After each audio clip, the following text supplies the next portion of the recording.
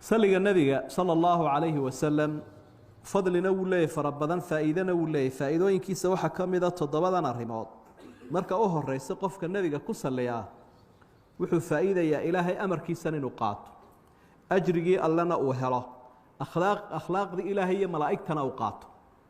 ila nabigu wuxuu takhalluqu bi akhlaaqillah ilaahay akhlaaqdiisa qaat ilaahay iyo malaa'igtiisi way ku saleeyeen marka hadaynu inaguna ku saleeno rabbi baynu ku raacnay iyo malaa'igtiisa waxa uu qofkii faa'iideeyaa inuu 10 jeer ilaahay ku saleeyo qofka nabiga ku saleeyay sallallahu alayhi wasallam ilaahay malaa'ig ilaahay salligiisuna waa inuu naxariisanayo adoonka ama uu amaanayo الثناء عليه في الملأ الأعلى بين أيمada qaarkood caalamka kore ayuu ilaahay ku amaanaya iyo malaa'igta dhexdooda marka inuu ilaahay ku amaano 10 jeer ama uu ku naxariisto wax weyn weey waxa labaad oo lagu helayaa shafaacada nabiga sallallahu alayhi wasallam oo abaalaynu ku qabno qofka markuu muadinku adaamo intuu yiri oo kala ka daba yiraahdo igu saliya halat lahu shafaacati shafaacadayda u sugantoo waajibtay buu nabigu alayhi salaatu wasalaam waxa ka faa'iido hamigu ilaahay kaga yareeyaa qofka humuum badan baynu xambaarsanahay waxba inagu si ah culaysyo badan baa dadka saaran iyo diiqado waxyaabaha ilaahay uu ku fududeeyay ayuu kamid yahay salliga nabiga asxaabigi ubay ibn kacb markuu nabiga ku yiri waqtigayga salligaagan ku qaadan hamigaaga la kaafiib hamiga laga dul qaadi waxa afraado aynu ka faa'iideynaa waa sabab liqurb al-abd minhu yawm al-qiyamah adoonka uu ka salli badan yahay buu nabiga ugu dhowiyay maalinta qiyaamaha أولى الناس بي يوم القيامة أكثرهم علي صلاة وحديث صحيح الترمذي كسوغان ما لنت قيامة عدة يقولوي وعدة يقول صلي بدن بالنبي صلى الله عليه وسلم وحشنات وكفى إذا أو سبب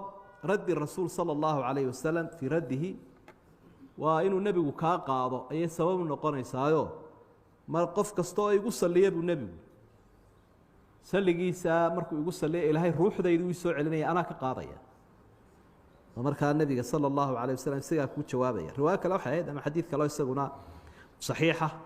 inna lillahi malaa'ikatan sayahina fil ardi yuballighuni as-salama min ummati malaa'ig dhulka wareegaysa buu ilaahay leeyahay oo qaabilsanuun inay salliga ummadu igu saleeyay aniga ay soo gaarsiiyaan xadiiskaasina waa saxiix فوائدك waxa kamida ducadaada in la aqbalo waxyaabaha caawinayo kamid yahay inaad salliga ku soo khatinto wakhitaamu misku ninba ducaysay ayaa tukanayay ilaahayna ma amaanin nabigana kuma saliin nabigu wuxuu ajila hada kani uu degdegay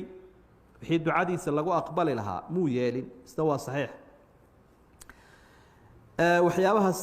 maalinka jimcaha inaynu sii badino nabigu calayhi salaatu wasalaam iyadana wuxuu inoo sheegay in warbixin lagu siinayo saliga ay ugu saleeysan badiyo maalinka jumcaha fa inna salatakum ma'ruudatun alay hadithki sahih abi daawud ku sugnaa saligin wala yardinaya meel kasta caalamka joogo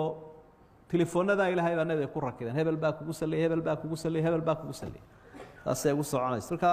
faa'iidooyinka iyo kuwa kale oo badan ayuu leeyahay waa adkaarta ama dhikriga ugu fadli badan weeye dhikrigeena yawmiga ah gelinka hore iyo gelinka dambe aynu akhriyayno salliga nabigu isagoo 10 jeer buu la socdaa sallallahu